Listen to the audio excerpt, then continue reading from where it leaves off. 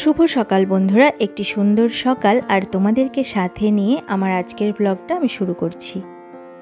আজ বুধবার, তা সত্ত্বেও আজকে দেরি করে ঘুম থেকে উঠেছি। দেরি বলতে এই 6:45 নাগাদ উঠেছি। রিজুর আজ পরীক্ষা নেই, তাই দেরি করে ওঠা। তা না হলে তো এতক্ষণে আমার রান্না হয়ে যেত, ডাল ভাত রান্না, তাই না? আর দেখো, এই দিকে তোমাদেরকে একটা জিনিস দেখাই।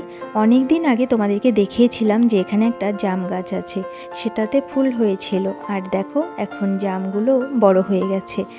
আর কিছুদিন পরেই এগুলো কিন্তু একটা দুটো করে পাকতে শুরু করবে। আর যখন এই জামগুলো পাকতে শুরু করবে, তখন না কত ধরনের যে পাখি এখানে আসে এই জামগুলোকে খাওয়ার জন্য।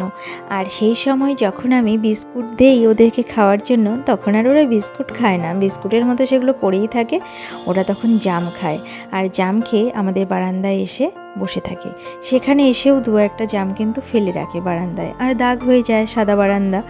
যাই হোক, এবার আমি চলে এলাম ঘরে। রিজু দেখো এখনও ঘুমোচ্ছে, আর আমার গোপাল সোনাও বিশ্রাম নিচ্ছেন এখনও, তাকে জাগানো হয়নি। রিজুর বাবা স্নান করে একবারে জাগিয়ে সেবা দেবে। আর আমি চলে এলাম রান্নাঘরে, অফিস আছে, রান্না করতে হবে। দেখো, এখানে কচু শাক বসিয়ে দিয়েছি, আর ওইদিকে আলু পটলের ডালনা করে নিচ্ছি তাড়াতাড়ি। ভাত এখানে উপর দিয়ে রেখেছি, ভাত হয়ে গেছে অনেক আগেই। আর এই যে সবজিগুলো ফ্রিজ থেকে বের করে রেখে দিয়েছি, জানি না কি কি রান্না হবে, তবে একটা একটা করে কেটে নিচ্ছি। এবার চটপট করে রান্নাটা করে ফেলি। এর আগের দিন কি হয়েছিল, এর আগের দিন ডিমের ঝোল করেছিলাম। তো অফিস যাওয়ার আগে আমি বেশিরভাগ ডিমের ঝোল করতে চাই না, ডিমের ঝোল করতে জানি না, অনেকটা দেরি হয়ে যায় আমার। মাছ মাংস এগুলো কিন্তু আমি চটপট করতে পারি, ডিমটা জানি না কেন আমার এতটা দেরি লাগে করতে, আর সেটা খেতেও খুব একটা সুস্বাদু হয় না। তবুও অনেক দিন থেকে মাছ খাওয়া হচ্ছে, ভাবলাম যে একটু ডিমের ঝোল করি, আর ডিম খেতে আমি খুব ভালোবাসি। ডিমের ঝোল করতে গিয়ে দেখি যে খেতে বসে যাবে, তখন আমার ডিমের ঝোল কমপ্লিট হয়নি। তাড়াতাড়ি করে ঢেকে দিয়েছি, ঢেকে দিয়ে কোনো রকমে সেটা জাল করে গরম মশলা দিয়ে নামিয়ে দিয়েছি, জানো তো। আর ফ্রিজ থেকে জল বের করে জলের ওপরে বসিয়ে, মানে টিফিন বক্সটা জলের ওপরে বসিয়ে তারপর ঠান্ডা করে দিয়েছি। কী যে তাড়াহুড়ো লেগেছিল আমার। তারপর থেকে ভাবলাম যে না, অফিস যাওয়ার আগে আর ডিমের ঝোল করা যাবে না, আর যদি আমি করি তাহলে খুব তাড়াতাড়ি রান্না বসাতে হবে, যাতে করে অফিস বেরোনোর আধ ঘন্টা আগে আমি রান্নাটা কমপ্লিট করতে পারি। আর দেখো, তোমাদের সাথে কথা বলতে বলতে এই যে জল দিয়ে দিলাম আলু পটলের ডালনাতে, একটু বেশি করেই জল দিলাম যাতে সেটা সেদ্ধ হয়। আর সেদ্ধ হতে হতে ততক্ষণে ঝোলটা একটু কমে যাবে, একটু মাখা মাখা মতন হবে। আর এদিকে কচু শাকটা হয়ে গেছে, সেটা আমি নামিয়ে নেব।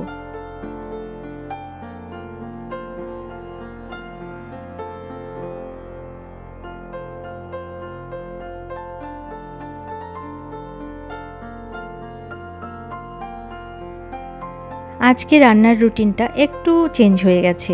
অন্যদিন না মসুর ডালটা আমি সবার আগে করি, রিজু স্কুলে যায় তখন খেয়ে যায় মসুর ডাল। কিন্তু আজকে তো স্কুলে যায়নি, তাই আমি মসুর ডালটা রান্না করতে দেখো ভুলেই গেছি। এখন মনে পড়লো, আরে আমি তো ডাল করিনি, এখন বসিয়ে দেব। এটা হতে থাকুক, এটা হতে হতে মানে সেদ্ধ হতে হতে আমি অন্য কোনো কাজ করে আসবো, ততক্ষণে সেদ্ধ হয়ে যাবে।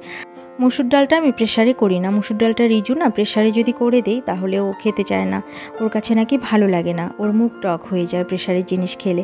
তাই আমি প্রেশারে মসুর ডাল করি না, কড়াইতেই করি। আর অন্যান্য ডালগুলো তো প্রেশারেই সিটি দিয়ে নামাতে হয়, তা না হলে তো সেদ্ধ হতে চায় না, তাই না? সেগুলো কিছু করার থাকে না। আর অন্য ডাল রিজু খুব একটা খেতে চায় না, তাই আমাদের বাড়িতে বেশিরভাগ মসুর ডালই রান্না হয়, অন্য ডালও হয় খুব কম।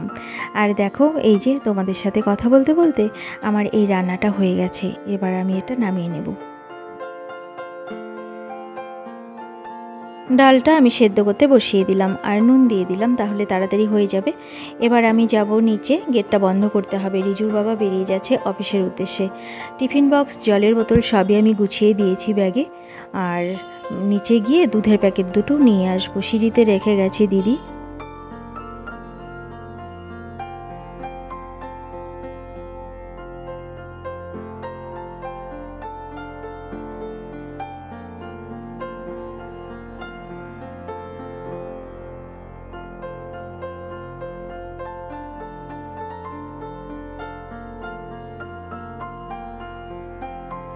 রিজুর বাবা চলে গেল অফিস, আর এবার আমি চলে যাব ঘরে, রান্না বসিয়ে এসেছি। আর তোমাদেরকে তার আগে একটা জিনিস দেখিয়ে দিই। এই যে দেখেছো গোলাপ ফুলটা, এটা শীতকালে না অনেক বড় হয়ে ফোটে, কিন্তু এখন তো গরমকাল, যার জন্য ছোট হয়ে ফুটেছে, কিন্তু দেখতে ভীষণ সুন্দর, তাই না?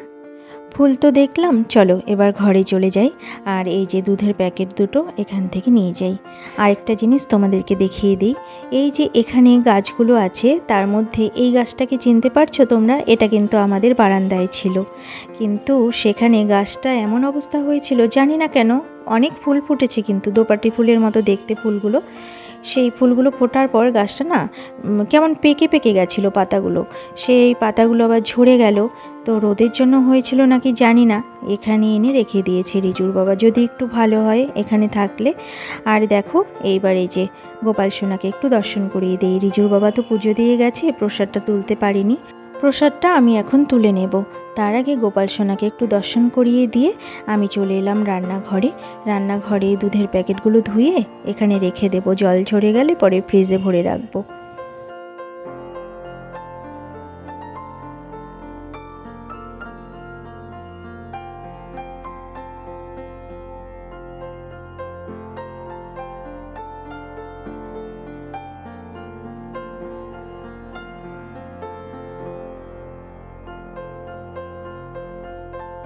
আজ রিজুর স্কুল নেই বলে ও একটু দেরি করে উঠেছে। আমি আবার দুধ গরম করে দিলাম ওকে, বললাম যে কি খাবি, ভাত খাবি না দুধ খাবি? বললো যে ভাত খাবে। আমি আবার বললাম ডালটা তো এখনও হয়নি, তাহলে ডাল ছাড়া তো তুমি খেতে চাও না, তাহলে দুধটা খেয়ে নাও বিস্কুট দিয়ে, তারপরে একটু পরে ভাত খাইয়ে দেবো।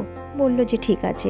আর দেখো এখানে পড়তে বসেছে, বিছানাটা কিন্তু এখন আমি গুছাইনি, আমি এখন বিছানাটা পরিষ্কার করে নেব। অন্যদিন তো সকাল সকাল ঘুম থেকে ওঠে, তাই আজ আমি ওকে আর ডাকিনি, ভাবলাম যে একটু আরাম করে ঘুমাক, তারপরে উঠে পড়তে বসবে।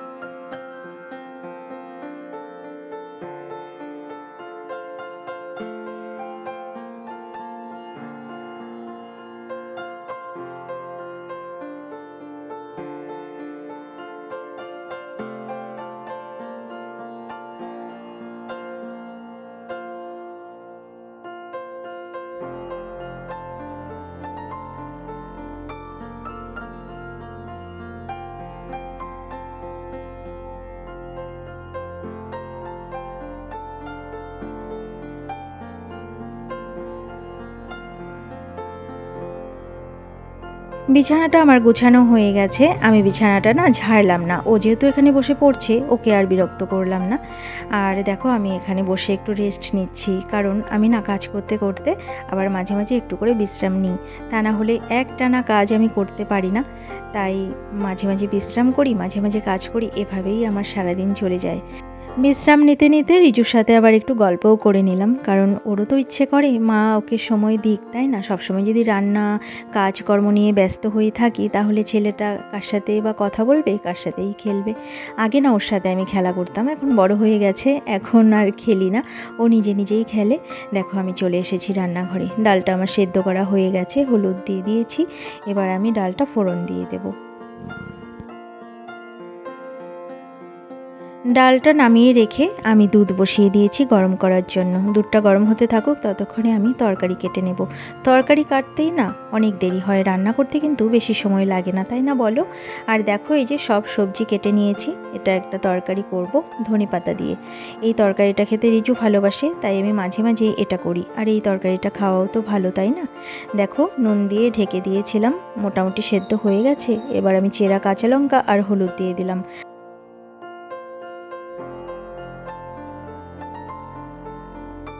তরকারিটা রান্না করা আমার প্রায় হয়েই গেছে, এবার আমি ধনেপাতা দিয়ে দিয়েছি, গ্যাস অফ করে দিয়েছি, এখন আমি এটা নামিয়ে নেব। রান্নাটা কমপ্লিট করে আমি চলে গেছিলাম স্নানে, স্নান থেকে এসে এখন রেডি হচ্ছি, একটু সাজুগুজু করে নিয়ে তারপরে আমি যাব ঠাকুর ঘরে, গোপাল সোনাকে দুপুরের ভোগ দিতে হবে। আর অন্য দিন আরও তাড়াতাড়ি আমার স্নান হয়ে যায়, আজকে একটু দেরি হয়ে গেল।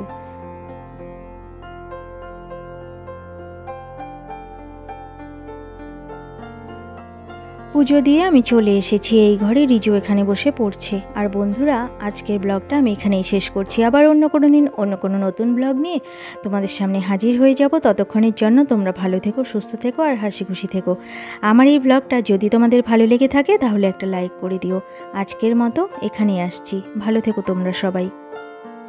If we divide a pure substance, then ultimately there can be a small cluster which can exist independently within all the